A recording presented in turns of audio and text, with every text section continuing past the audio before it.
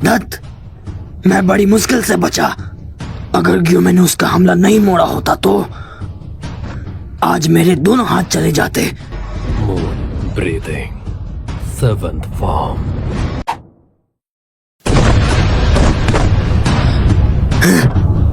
दत्त, मैं बड़ी मुश्किल से बचा। अगर ग्यूमे ने उसका हमला नहीं मोड़ा होता तो आज मेरे दोनों हाथ चले जाते। दत्त तरीके, ऐसे तो मैं बस उसे रोक रहा हूँ। Moon breathing, 7th form। Mirror of Misfortune। मैं इसके हमले से बच तक नहीं पा रहा। पलटवार करना तो बहुत दूर की बात है, ये बहुत तेज है। ये सही नहीं हो रहा। Moon breathing, 8th form। Moon dragon ringtail, 9th form। थोड़ा तो आराम करने दे।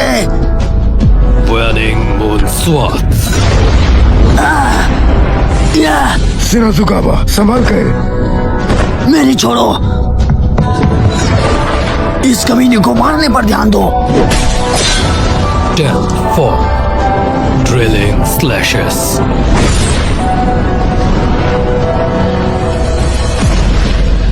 क्या बस यही थी मेरी कहानी? मैं मरने वाला हूँ।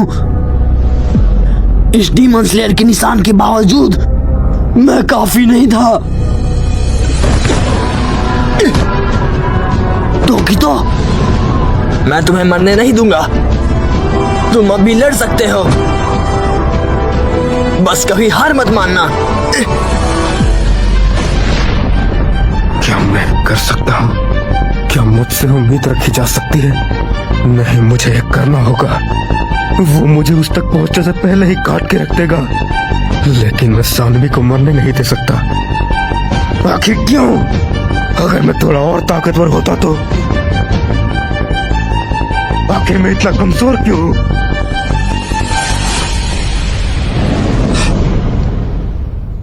एक कमजोर इंसान में ही सबसे ज्यादा काबिलियत होती है गेन्या। जब मैं अपर रैंक 6 से लड़ा था, मैं हालात बदलने में कामयाब रहा क्योंकि मैं कमजोर था। दुश्मन सिर्फ ताकतवर लोगों पर ही ध्यान देता है।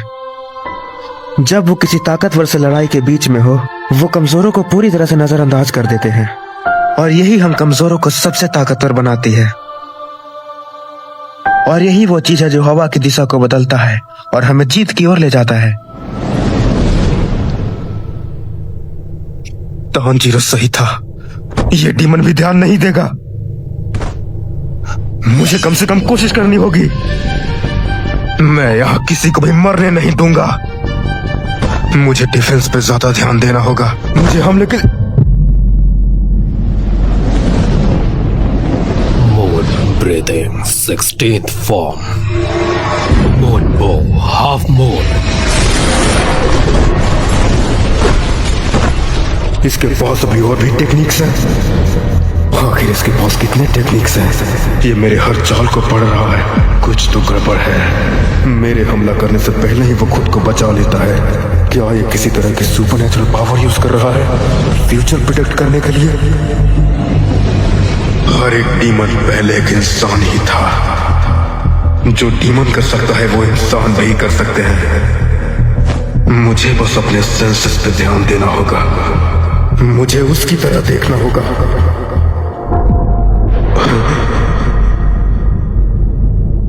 ये क्या है? मुझे सब कुछ साफ दिख रहा है। मैं इसे महसूस कर सकता हूं। समझ गया।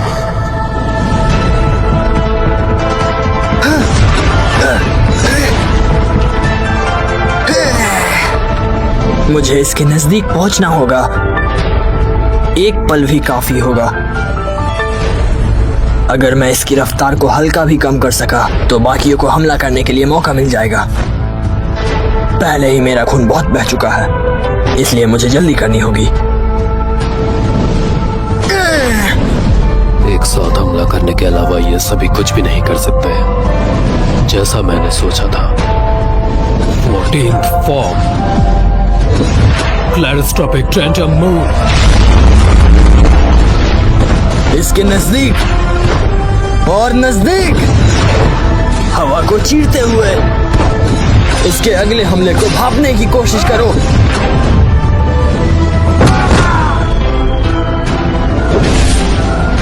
एक रोजबेरी।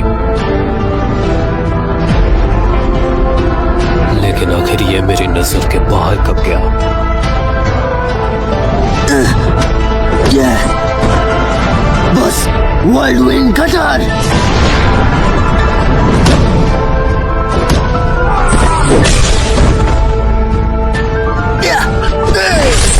मैं जाने नहीं दूंगा, भले ही ये मेरे टुकड़े कर दे। ये आखिर उसने कैसे किया? ऐसा नहीं हो सकता। क्या वो मेरी तरीके से देख सकता है? Moon breathing 16th form.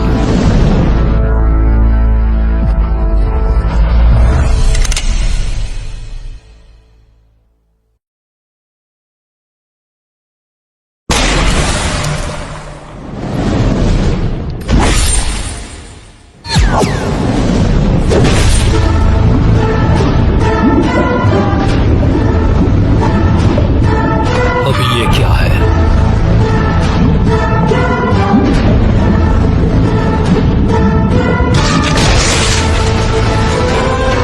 मुझे ऐसा कुछ लगा ही था। एक ब्लडी बनाट।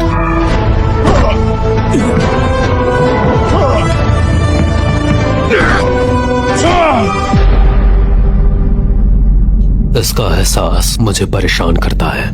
इस पल में मुझे अपनी जान की ज्यादा फिक्र है। आखिरी बार मुझे ऐसा तब महसूस हुआ था 400 साल पहले।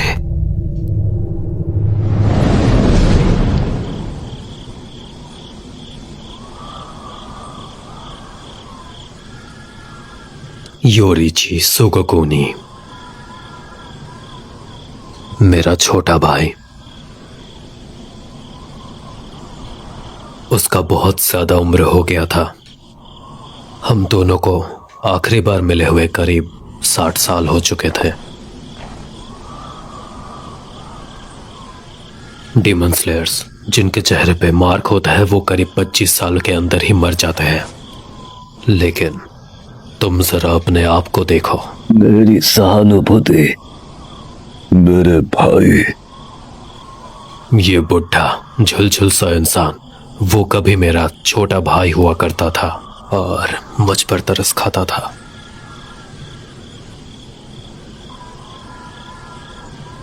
उसे अपने लिए रोता देख मेरी जिंदगी में पहली बार मुझे कुछ नया का एहसास हुआ था। लेकिन बात यह था कि वो एक डीमन स्लेयर था और मैं एक डीमन, जिसके नाते मुझे अपने खिलाफ हर आवाज को मिटाना होगा। अचानक से मुझे कुछ भी पता चलना बंद हो गया।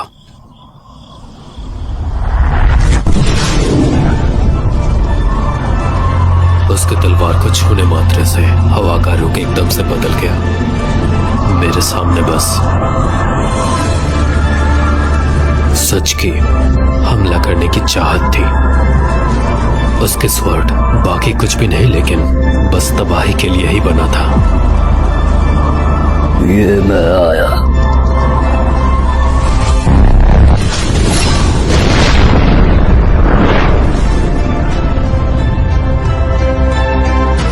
तुम हमेशा से ही सबसे ज्यादा बेहतर थे। अभी भी बुढ़ा होने के बावजूद भी तुम्हारी रफ्तार और ताकत बिल्कुल भी कम नहीं हुई है। जैसे कि मानो तुम अभी भी जवान हो। वो नफरत, वो घमंड एक साथ लौट आया है। लेकिन वो कभी भी अपना आखिरी हमला नहीं कर पाया। योरिची ने खड़े खड़े ही अपने मौत को गले लगा लिया। अगर तुम एक पल भी और जी जाते तो मैं यहां पर जिंदा नहीं रहता। 100 सालों तक मैंने इस बेइज्जती को झेला है। और उस पल के बाद एक इज्जतदार मौत नामुमकिन थी।